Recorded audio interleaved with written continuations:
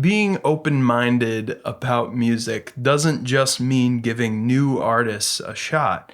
Sometimes it's about giving the old crusty artists who are well past their prime a little love. Hey, it's Matt O'Leary, and I can't believe it, but here I am in 2024 reviewing Green Day, who really couldn't be less artistically relevant, but were absolutely one of the bands that shaped me in my musical coming of age through the album American Idiot, which came out when I was 10 years old. It really came at this perfect time when my ears were fresh and the guitar crunch, Billy Joe's siren-like vocal approach, the immediacy of it all just coalesced. And maybe it's just nostalgia, maybe it's just those rose-colored glasses, but the album did have some progressive tendencies to it. It had some longer tracks like the 9-minute Jesus of Suburbia or Homecoming. Nothing in them was overly technical or flashy or showy in the instrumentals, but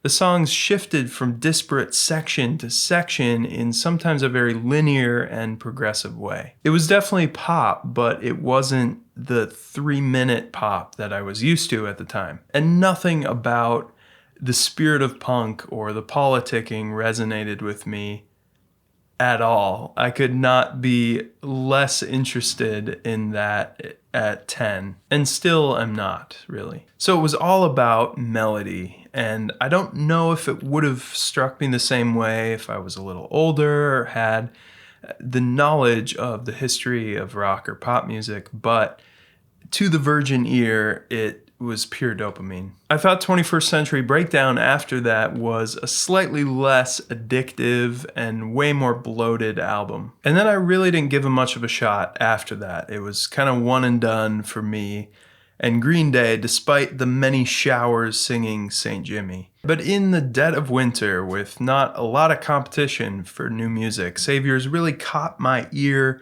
with a couple seriously catchy singles in The American Dream Is Killing Me and Dilemma. And like always with Green Day, you really couldn't make more accessible rock music. Like, it's so direct, it's 4 chords or less with maybe a couple little changes or alterations here or there at an opportune time. Billy Joe covers the very relatable Addict's Dilemma on Dilemma, which again is a very clean and tidy 4-chord rocker. I do love that signature Green Day major to minor chord change in the bridge.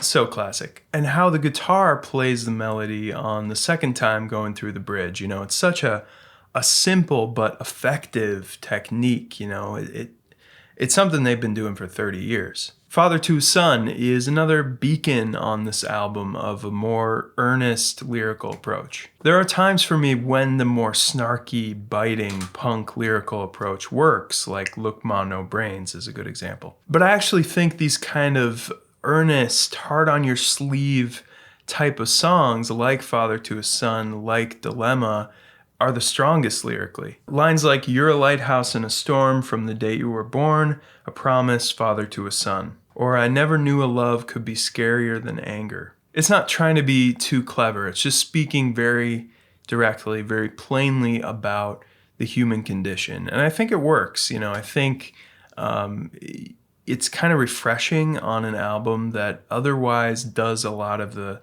typical punk posturing. And Green Day, in their very xenocentric type of way, takes its pot shots at various aspects of American culture. I think they're secretly in love with a culture that they've built a whole brand around despising. But again, that's not really why I've liked some Green Day music in the past, so I don't even really think about it. Unfortunately, the musical side, past the few singles that I mentioned, really limps along in mediocrity, which I don't say happily. I like Dilemma and American Dream, Look Ma No Brains. They're just, from my perspective, clearly the best songs on the album and just an obvious choice for singles. Goodnight Adeline and Corvette Summer and Susie Chapstick and Saviors, these songs all have that special blend of 80s stadium rock with just a touch of some 60s surf rock sensibility as well. It's all rather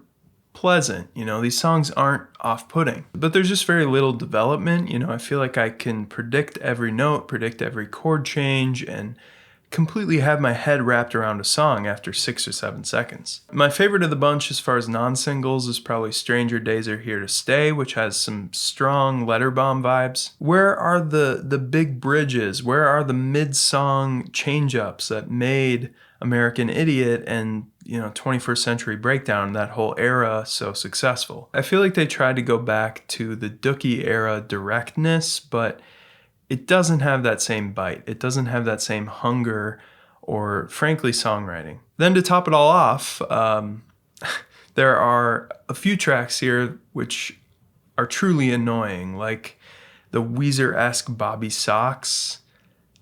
I just can't. Or One Eye Bastard, which I think is very fairly being criticized for that direct rip-off from the Pink song, So What. Usually I don't agree with artists or estates who are suing for plagiarism. I always feel like it's a little bit too much of a stretch. There's only so many progressions and melodies, and you're just bound to repeat ideas. But this riff seems to meet the standard, whatever it is, substantially similar.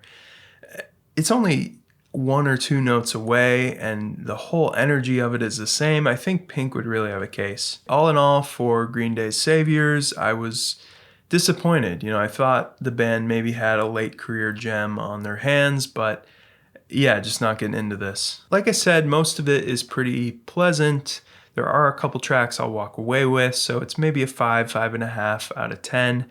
But I'm interested to know if you thought differently and what I'm missing here. If you're a big fan, then I think you'll like it. But otherwise, do help me out with a like and commenting below. Subscribe to the channel if you haven't already. And as always, thank you so much for watching. Lonely boy.